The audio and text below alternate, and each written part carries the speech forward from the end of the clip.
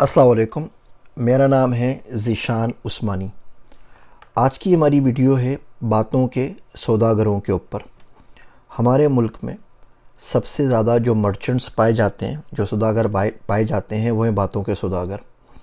और इसमें कोई पेशा, कोई भी मुनफरिद मुख्तलिफ नहीं है। सबके सब एक ही तरह के काम कर रहे हैं। आप कोई मोटिवेशन स्पीकर उठा लें, आप कोई मीडिया पर्सनैलिटी उठा लें, आप कोई एंकर पर्सन देख लें, आप किसी लीडर को देख लें, सबके सब एक जैसे ही हैं। तो मैं आपको आज एक छोटा सा होमवर्क देता हूँ, एक छोटा सा सोशल एक्सपेरिमेंट है। इसको करें ताकि आपको मेरी बात समझ में आ सके। क्योंकि हमारे मुल्क में सियासी बलोगत नहीं है। बलोगत हमारे मुल्क में सिर्फ जिस्मानी है। जिस्मानी तौर पर हम सारे के सारे 22 करोड़ बालिग बने घूम रहे हैं। जब हम बात करते हैं सियासी बलोगत की, माशी बलोगत की, फ़ाइनेंशियल बलोगत की, लिटरेसी की, जब हम बात करते हैं अखलाकी बलोगत की, जब हम बात करते हैं इक़दार की बलोगत की, उसूलों की बलोगत की, तो वो बलोगत कहीं नहीं पाई जाती, सिर्फ़ और सिर्फ जिस्मानी पाई जाती है। तो अभी आप एक्सपेरिमेंट करेंगे तो इससे आपको मेरा मुद्दा समझने में मदद मिलेगी। ये करें कि अपने आसपास गांव में, शहर में जो भी लाइब्रेरी है वहाँ चले जाइए और वहाँ जो अखबारों का आर्काइव सेक्शन है वहाँ चले जाइए। अब उस आर्काइव सेक्शन में जाके कोई भी पुराना अखबार निकाल के पढ़ने लग जाइए। 1947 का पढ़ लीजिए, 1954 का पढ़ लीजिए, 1962 का पढ़ लीजिए, 1971 का पढ़ लीजिए, 1980 का पढ़ लीजिए, 1992 का पढ़ लीजिए, 2002 का पढ़ लीजिए, 2016 का पढ़ लीजिए। जिस तारीख को पैदा हुए ना उस तारीख का पढ़ लीजिए। वहाँ से स्टार्ट कीजिए। जब भी आप 18, 20, 25, 30, 40 साल के पढ़ना शुरू कर दीजिए। आपको अखबार पढ़ के एक बड़ी हैरत का सामना होगा। वो सामना ये होगा कि आपको लगेगा कि अखबार अगर तारीख चेंज करके आज प्रिंट कर दिया जाए तो मेन सुर्खियाँ आज भी वही रहेंगी।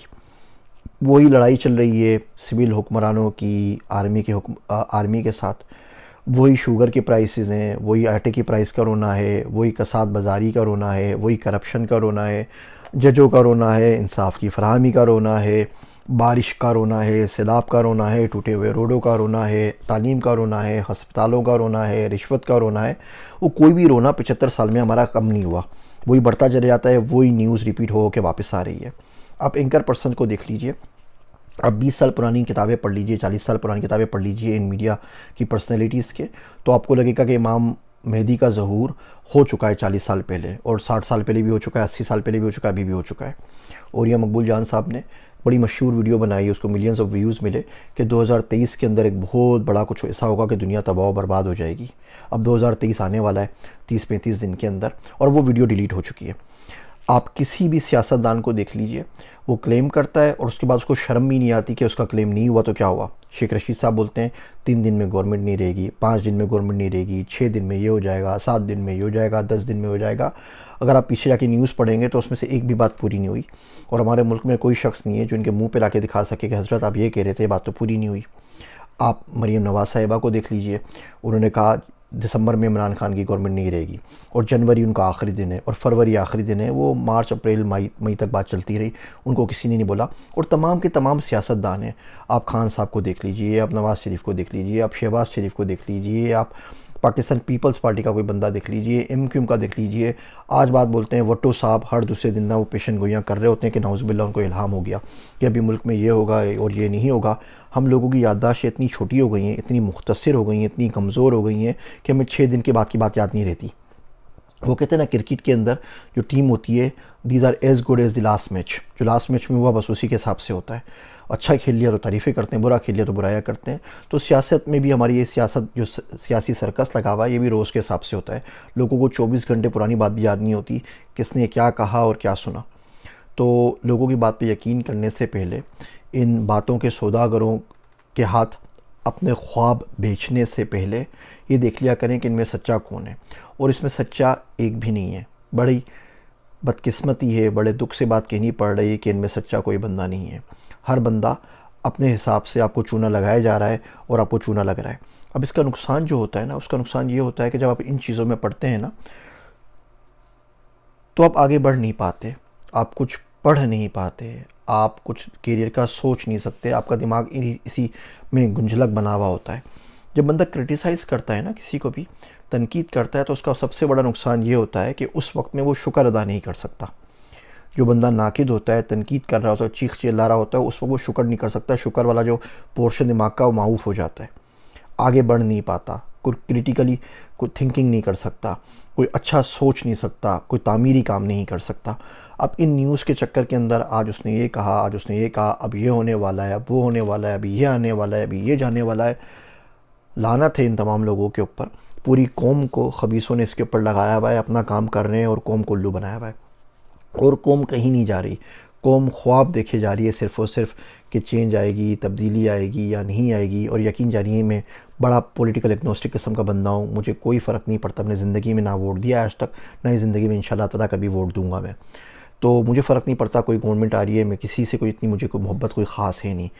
आपका अपना जो कैरियर रुक रहा है ना, वो रुक जाता है भैया। जब आपके बच्चे को कुत्ता काट लेगा ना और आपके पास रेबीज़ के इंजेक्शन के 18,000 रुपये नहीं होंगे तो आपका बच्चा मर जाएगा और पूरे मुल्क में कोई आपको बचाने के लिए नहीं आएगा। अभी एक साहब ने ट्विटर पे मैसेज किया, मैंने पढ़ा, मैं काफ़ी दिन तक परेशान रहा कि उनके यहाँ जुड़वा बच्चों की विलादत हुई, इब्राहिम और इस्माइल शायद कुछ नाम रखा था, और उनको कोई टीका चाहिए था, वो गिलगित में अवेलेबल नहीं था। वो पिंडी से आता था, पिंडी बस 24 घंटे में आती है, लैंड स्लाइडिंग होती है। अलगर्ज जब तक वो इंजेक्शन उनके पास पहुँचा तब तक बच्चों का इंतकाल हो चुका था।